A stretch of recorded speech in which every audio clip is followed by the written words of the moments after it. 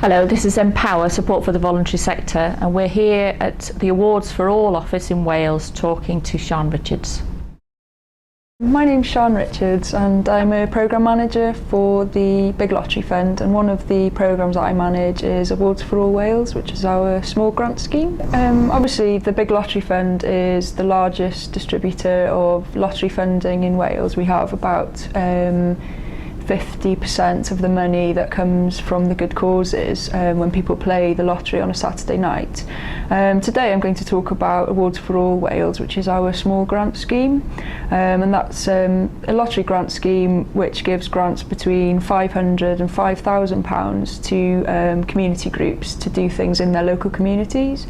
And the aims of the programme really is to try and bring people together to participate in things in their local community, so that can be the place where people live or the things that bring people together, their common interests or whatever.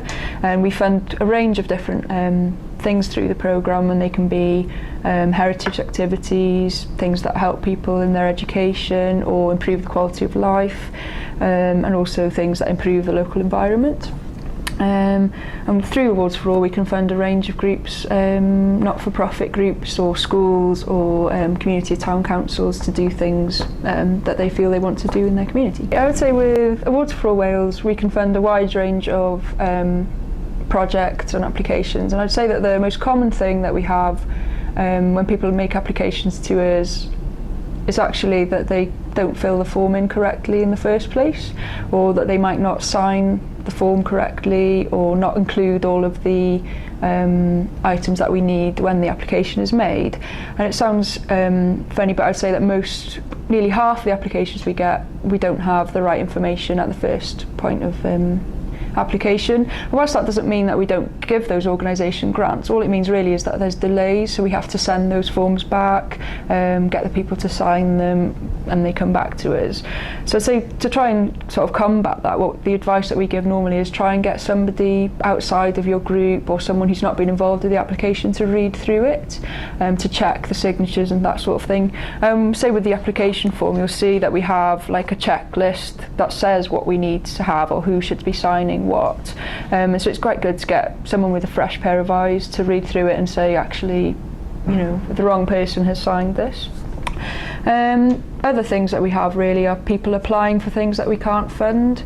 We try and be as open as we can be about what we will and will not fund, and where possible we do fund the majority of things, but there are a few things that we can't fund, so we provide that information in the guidance notes. So it's quite important to read through that and say, well, actually there's no point applying for certain items because we won't be able to fund them. And whilst we don't sort of reject the grant altogether for that, we tend to just remove the cost for those things. Again, it's just something that potentially the group might have been able to apply for something else that we could have funded. So if you read through it, then we get that information.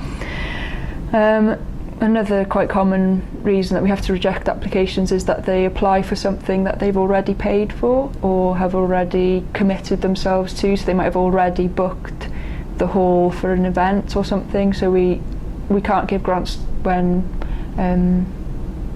that's all been booked up already. We have to wait until you get the award letter, so you have to allow us the time to assess the application. It normally takes us about 12 weeks to make a decision, so it's important to allow that time in the planning of your project as well.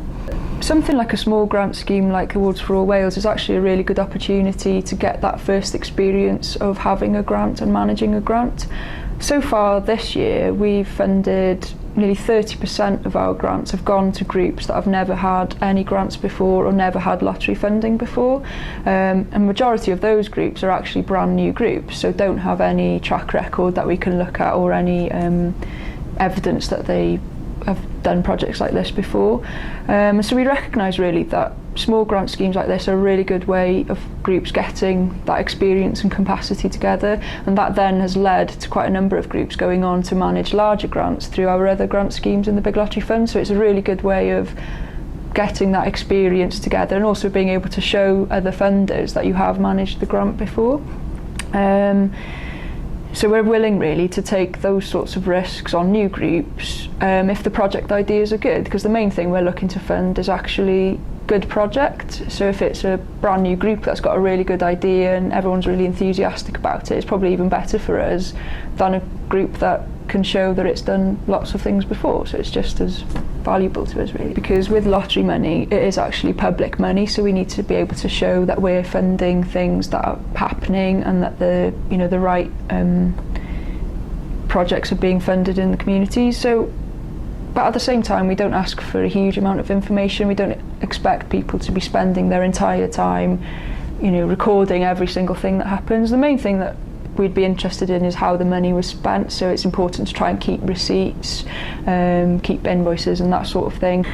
And the main thing is to just keep a record of potentially things like the number of people who came to the event and that sort of thing. And the most important thing I think with monitoring is that we try and always make sure that it's information that's actually valuable to the group as well, so that they can use that information to maybe apply for another grant, or also to show that their project was a success, so they can sell their group or get publicity for saying, well, actually over 200 people came to this event that we planned, and that sort of thing. So we're not trying to ask for information that causes work or worry for people. It's just simple things that are valuable to both organisations, really. I think the best applications that are made to small grant schemes like Awards for All are usually simple ideas that can be explained clearly in short, concise sort of sentences. I think if you can't explain what's going to happen in a few short sentences or like a couple of paragraphs, then it's probably too complex a project.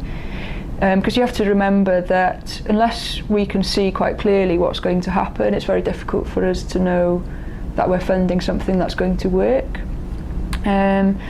The other important things is that it's something that the community actually want and need, so that you've got some evidence that this isn't just something that we've sat in a meeting room and thought that we would want to have.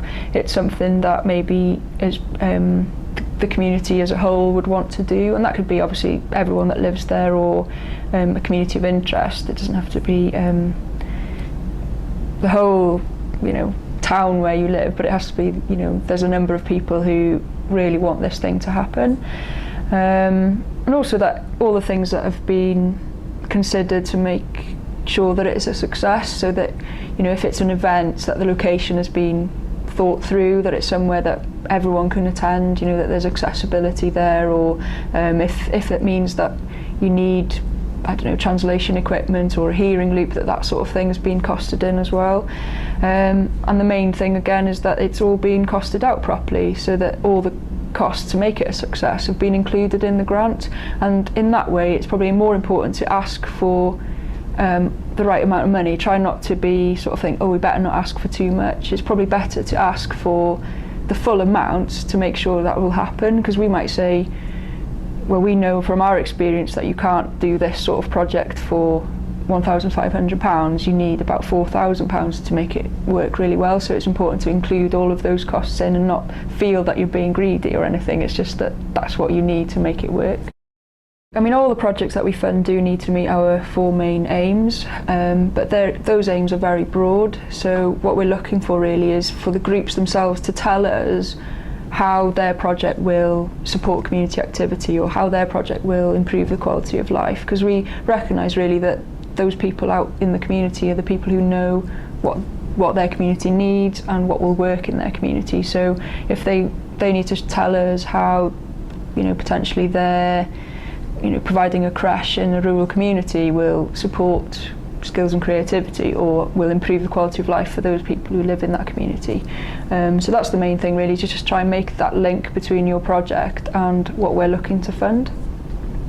One of the key things really is to read the form and the guidance notes as the first instance. It's surprising how many people maybe don't take the time to really sit down and read the guidance notes, and that will save them time in the long run, because when we send the form back and all those sorts of things, it causes delays.